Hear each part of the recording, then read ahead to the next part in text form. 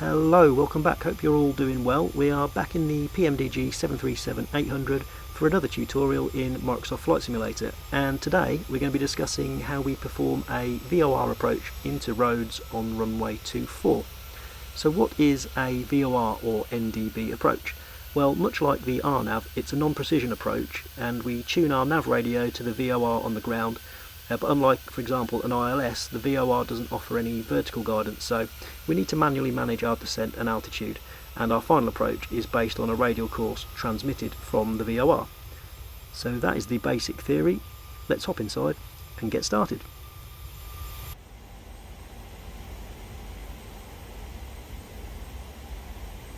So let's brief our approach then, take a look at the charts.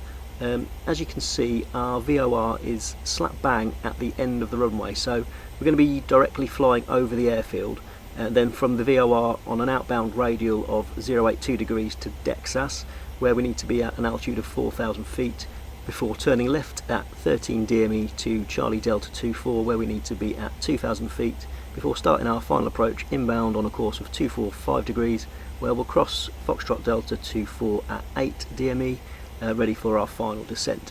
And if we take a look at our descent profile, then there's our VOR at 5,000 feet, so we'll descend down to 2,000 feet before turning left and then making our final approach down to runway 24, and there's our missed approach of 1,100 feet. Let's brief our missed approach, then climb straight ahead to VOR, intercept and follow Romeo 245 to 12 DME, then turn right max 185 knots to intercept and follow Romeo 085 to VOR, climbing to 4,000 feet. Okay, so let's take a look at our nav display and just cross-reference everything we've just been over. So here's our approach into Van Ness. If I just step through, there we go, there we can see our VOR in the centre there. And I've got fixed rings at both 5 and 10 miles, just for a little bit of a reference for myself. And if we just keep stepping through, there we can see out to Texas at 4,000 feet. I'm actually going to put that to at 4,000 feet so that it's bang on. There we go, and we'll also do 2,000 feet for Charlie Delta 24Y, and we'll execute those. There we go. And then we can see our final approach course of 245 degrees over Foxtrot Delta and into runway 24. So that all looks the same as the chart, so I'm happy with that.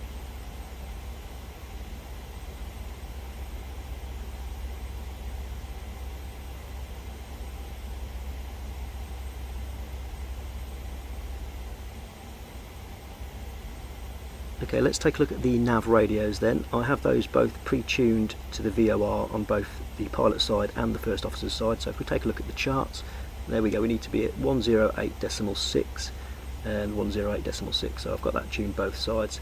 And also inbound radial of 245 degrees. Again, we have that set on both sides, as you can see, so that is all set and ready to go.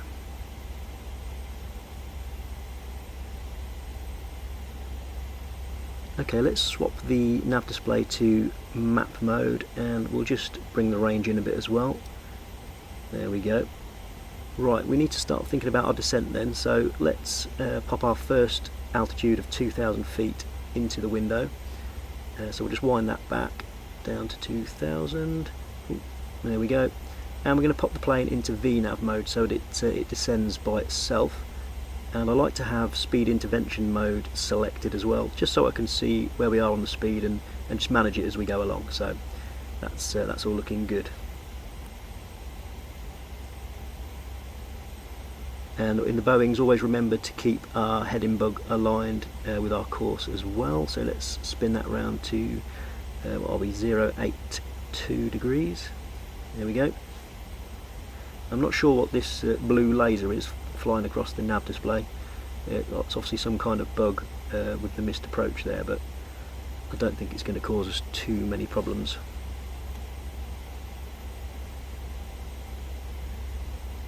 So let's have a look at our nav display in VOR mode, and much like the ILS, it shows our position relative to the runway and the runway course, and the green arrows show our radial from the VOR as well, which all looks fine.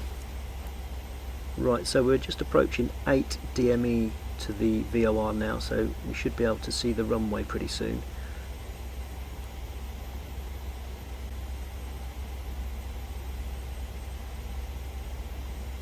Now I'm just a little bit concerned here. We should be descending down to 5,000 feet towards the VOR, but we don't seem to be descending at all really, so what I might need to do is just hit level change to bring us back onto profile. I'll just leave it a few seconds just to see if it sorts itself out.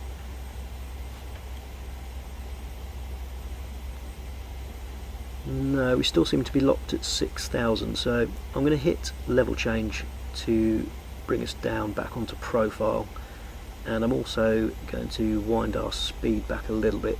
Let's go 240 knots. No, let's go 230 knots, just to reduce the energy in the aeroplane a little bit.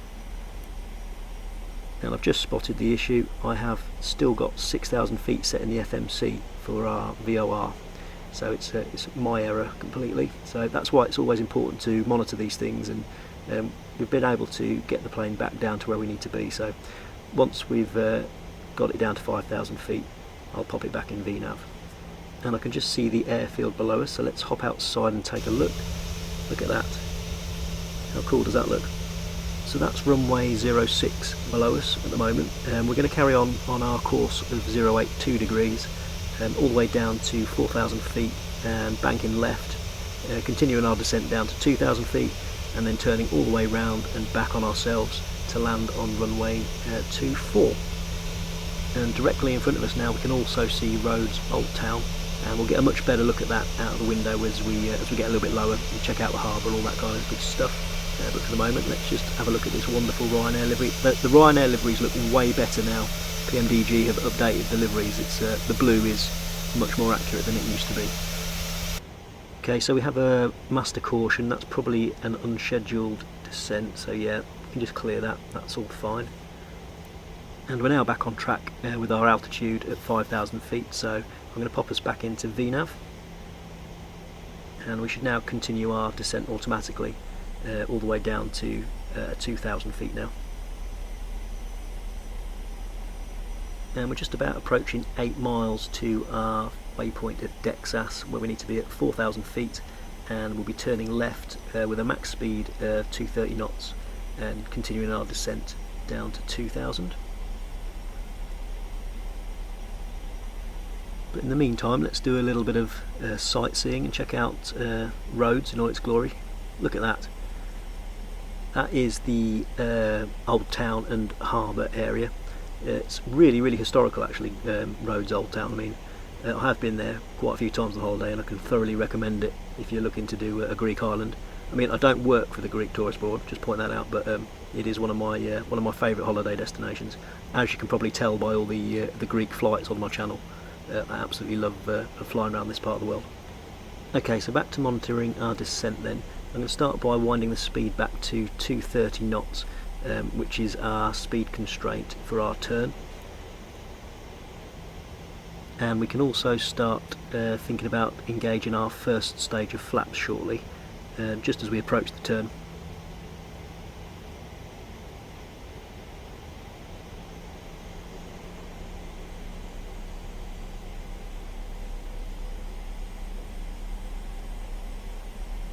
And let's take one more look at the harbour and the Old Town as we pass over. It's a cracking day for flying, it really is. Absolutely perfect conditions. Okay, so we're just beginning our turn in left now, so let's bug our up speed, which is about 210 knots, let's say.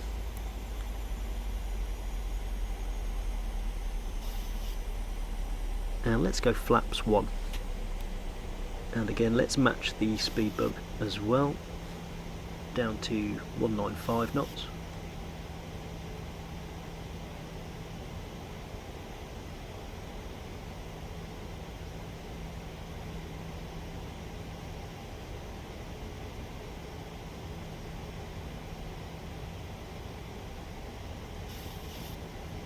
And the reason I like to have my fixed ring at 10 miles is I like to be, as I pass over it, I like to be at flaps 10, and then between 10 miles and 5 miles I like to be gear down flaps 15, and that tends to work nicely as a point of reference to get the aircraft all fully configured for our landing.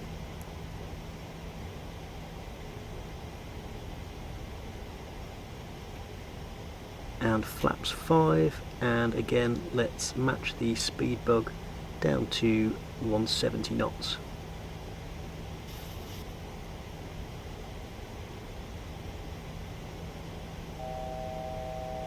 Okay, so that's one to go then, and we're about to make our final turn in left onto our inbound course of 245 degrees for our final approach. 2500. And that's flaps 10 at our 10-mile fixed ring.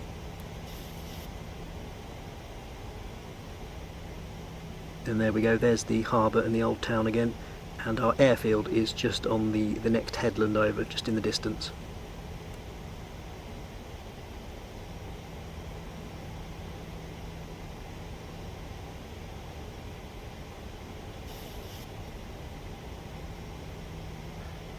Okay, so we've passed over our 10-mile fixed ring, so I'm going to go gear down.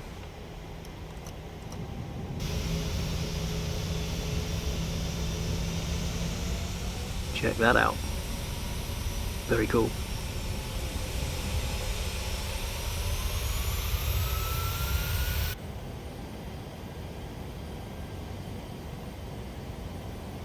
And as we approach our final constraint at 2000, I will match the missed approach altitude to the nearest 1,000 feet, which will be 1,000 feet. So let's add that in there.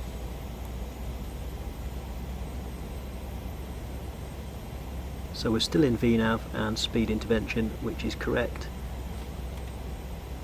And that's flaps 25. And I'll also add in our final approach reference of 150 knots plus 5 knots wind correction, so that's 155.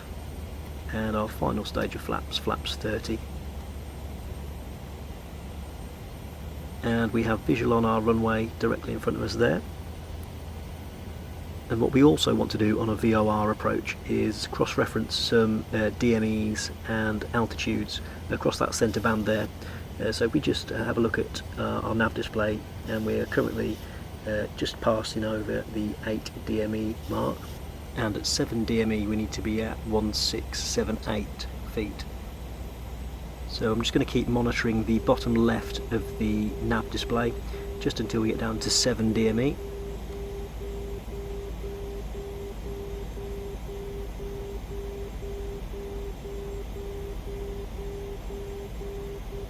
So at 7 DME and we are at 1680 feet, so that's bang on profile. And when we get to 6 DME we need to be at 1356 feet.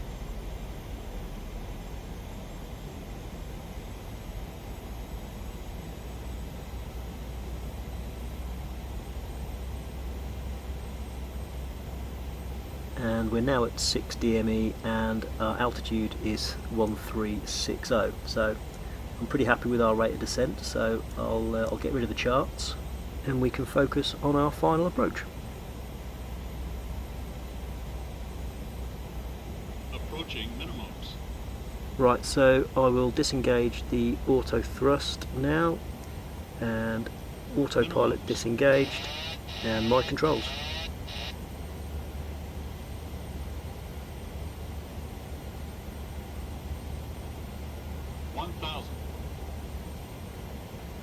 And I also need to add our missed approach altitude of 4,000 feet into the window, so I'll do that. Scroll that up to 4,000.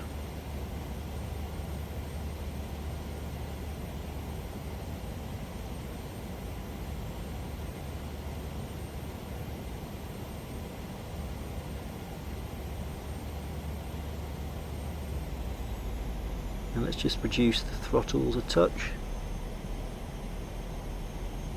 500.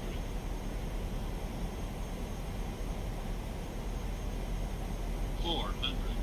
And we've got 2 reds, 2 whites on the pappies.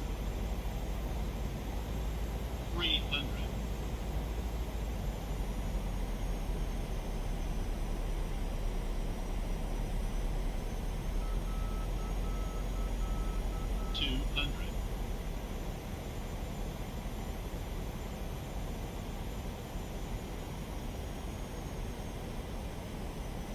100.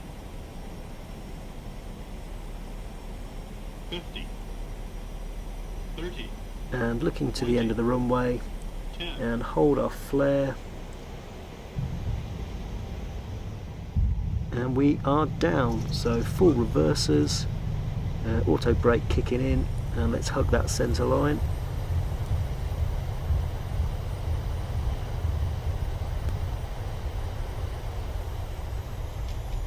And idle reverse and retract flaps.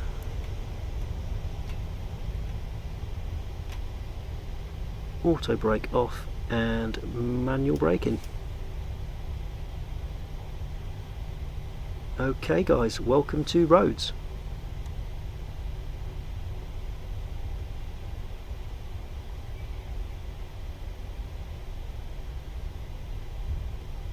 Okay, so that concludes today's video on performing a VOR approach in the PMDG 737-800.